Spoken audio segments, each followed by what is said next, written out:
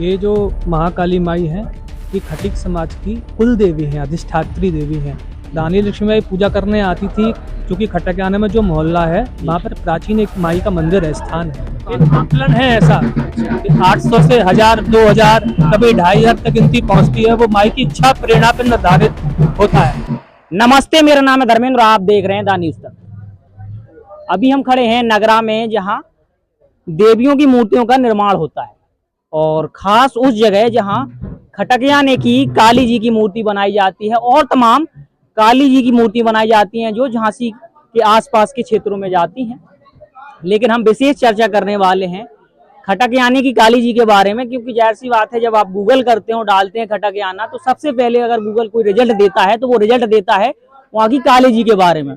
और जितने लोगों से आप मिलेंगे तो कई लोग उसका इतिहास अलग अलग बताते हैं। कोई कहता है 8 से 800 बकरों की बलि दी जाती है, वहाँ महारानी लक्ष्मीबाई मूर्ति वहाँ पूजा करने जाती हैं, कई किंवदंतियां हैं और कई हकीकती कहानी हो सकती है। इसलिए हमने कोशिश की है कि इस बार सीधा हम पंडित जी से चर्चा करें, जो कि आशुतोष जी हमारे साथ हैं और वहाँ की पूरी देखरेख करते हैं। और एक तरीके से जो समिति है, क्या उसके आप अध्यक्ष भी हैं, जो जहाँ तक जानकारी है? मैं वहाँ का आचार्य हूँ। आचार्य हैं, मतलब जो पूजा पाठ का जो काम होता है वो आप देखते हैं? जी, मैं ही देखता हूँ। तो पहले हम शुरू से हम बात करें, हमें इसके इतिहास से शुरू करके बताएं, क्योंकि कई लोग कंफ्यूज हो जाते हैं। जहाँ तक मैंने पिछली बार एक वीडियो डाला तो कई ऐसे कमेंट आए थे। ये जो महाकाली माई है, ये खटिक समाज की कुल देवी है, अधिष्ठात्री देवी है। तो वर्षों से प्राचीनता से माई की पूजा करते चले आ रहे हैं। और जो स्थान है खटकियाना पर, जहाँ माई विराजमान होती हैं, महामाई व्यापक रूप में माँ विद्यमान है, निराकार रूप में विद्यमान है। और इस अश्विन मास की नवरात्रि में माई की साकार रूप में हम सभी लोग मिलकर माई की विग्रह स्थापना करके पूजा आराधना करते हैं। तो एक बात कही जाती है कि रानी लक्ष्मीबाई वहाँ पूजा करने आती थी, तो क्या कितना सत्य माने हम इसको? रानी लक्ष्मीबाई पूजा करने आती थी, क्योंकि खटकियाना में जो मोहल्ला है वहाँ पर प्राचीन एक माई का मंदिर है, स्थान है। यद्यपि सभी लोग उसके बारे में नहीं जानते हैं, सभी को जानकारी नहीं है, पर प्राचीन एक माई का मंदिर है जहाँ रानी लक्ष्मीबाई पूजा करने आती थी। और जो झांसी, जैसे पहले बलवंत नगर कहा जाता था, तो हमारे जो झांसी के प्रमुख आचार्य हुआ करते थे, जो साधक हुआ करते थे, वो उस मंदिर में पूजा करने आते थे। जी। और ये भी कहा जाता है साथ में कि जो 800 बकरों की जो बलि की कहानी है, वो कैसे काउंट करते हैं, मतलब क्योंकि जाहिर सी बात है, जो आते होंगे श्रद्धालु आते होंगे, उनके सेवक आते होंगे, तो एक आकलन है ऐसा कि 800 से 1000, 2000, कभी 2500 तक गिनती पहुँचती है। वो माई की इच्छा प्रेरणा पर निर्धारित होता है कि माई की प्रेरणा कैसी है, व्यवस्था कैसी है। तो वो माई की इच्छा से ही निर्धारित होता है कि संख्या क्या रहेगी। ये हम लोगों के किसी के हाथ में नहीं होता। और एक बात ये भी निकल के सामने आती है कि ये लोग, कुछ लोग जैसे अपने जैसे बुजुर्ग लोगों से चर्चा करते हुए लोग बताते हैं, लोग बहुत दूर दूर से आते हैं, दिल्ली, बम्बई, यहाँ तक कि कुछ हम कहेंगे साउथ से भी लोग आते हैं, नॉर्थ के लोग। बिल्कुल बिल्कुल, बुंदेलखंड से, उत्तर प्रदेश से, यहाँ तक कि पूरे भारत से, हम कहेंगे पूरे विश्व से काफी लोग ऐसे हैं जो इस पीठ से जुड़े हुए हैं, जिनकी माई के चरणों में जिनकी श्रद्धा है, विश्वास है, जो माई के स्वरूप का ध्यान करके अपने अपने स्थान पे आराधना साधना करते हैं। इन लोगों की संख्या बहुत, ऐसे लोगों की। हम क्या ये जानने का प्रयास हम कर रहे हैं कि जैसे जब किसी मंदिर का निर्माण होता है, किसी मूर्ति का निर्माण होता है, तो जाहिर सी बात है, कोई ना कोई इसके पीछे होता है। एक पीछे की कहानी इसके पीछे भी है, जो कि चलती है कि किसी एक समाज ने उसका निर्माण कराया। पहले मतलब शुरुआत कहाँ से हुई, इसकी कोई जानकारी? प्रादुर्भाव के पीछे कोई व्यक्ति परिस्थिति कभी भी ना रहा है और ना कभी होता है। माई स्वयंभू हैं, वो स्वयं प्रादुर्भूत होती हैं। उनको जहाँ पूजा ग्रहण करनी होती है वो कर लेती हैं, क्योंकि माई प्रकृति है और प्रकृति भाव प्रधान है, बुद्धि प्रधान नहीं है। प्रकृति बुद्धि पे नहीं चलती है। जो प्रकृति में बुद्धि चलाता है तो वो माई के मुंडों की माला देख सकता है, वो मुंड काट के धारण कर लेती है। तो माई की पूजा में, उपासना में बुद्धि का कोई काम नहीं, भावना का काम है। और प्रकृति भाव प्रधान है, वो किसी व्यक्ति परिस्थिति को देख के नहीं चलती है।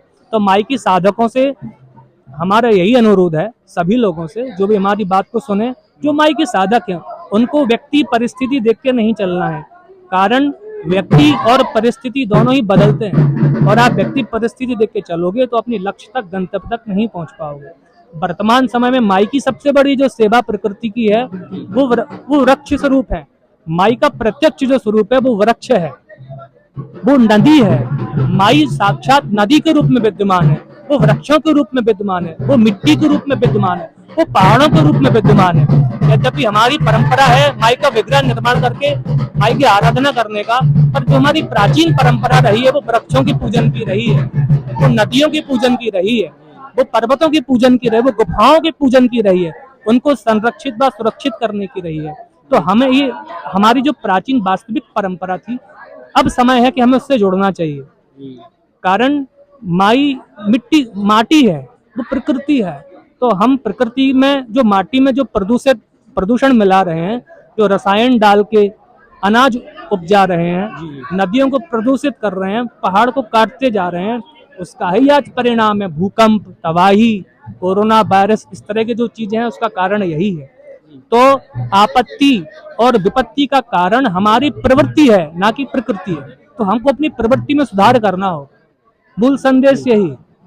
अगर हम अपने शब्दों में अगर हम बताएं तो आशुतोष जी का कहना ये है कि अगर आप जो लोग नास्तिक प्रवृत्ति के होते हैं और जिनको प्रकृति से प्रेम होता है, तो एक तरीके से वो भी आस्तिक हैं, क्योंकि वो किसी मतलब प्रकृति से वो प्रेम कर रहे हैं, मतलब वो सबसे जो भी व्यक्ति माँ को मानता है, बहन को मानता है, पत्नी को मानता है, वो आस्तिक है।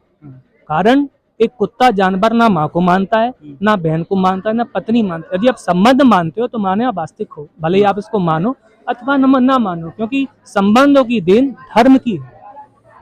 और स्त्री पुरुष दृष्टि ये पशु दृष्टि है, और ये माँ है, ये बहन है, ये कौन है, ये दृष्टि धर्म ने दी है। और ये प्रकृति, ये पुरुष भी नहीं है, स्त्री भी नहीं है, तत्व दृष्टि है, जिसे हम तीन दृष्टियां बोलते हैं। एक प्रकृति दृष्टि, एक धर्म दृष्टि, एक तत्व दृष्टि, जो हमारे शास्त्रों में, ग्रंथों में बताया गया। मुख्य रूप से यही। आप कितने सालों से सेवा कर रहे हैं? मुझे आज 5वीं वर्ष है यहाँ पे माई के साथ सेवा आराधना करते हुए खटकयाने में। माँ की सेवा 5 वर्षों से लगातार करते हैं। आपको जानकारी इससे पहले और कौन सेवा कर रहा था? पहले नीरज पुरोहित थे जो माई की सेवा करते थे। हमारे बड़े भाई साहब हैं जो सदर में पूजा करते हैं, अब उनकी जगह हम पूजा करते हैं। आप हमें कल के का, क्योंकि जाहिर सी बात है कल देवी जी यहाँ से जाएंगी, खटकयाने पहुंचेंगे, क्या पूरा कार्यक्रम रहेगा? कार्यक्रम रहेगा सुबह 4 बजे से माई का पूजन प्रारंभ हो जाएगा, 5 बजे माई की आरती होगी और उसके बाद से माई का प्रस्थान जो है अपने स्थान के लिए रहेगा।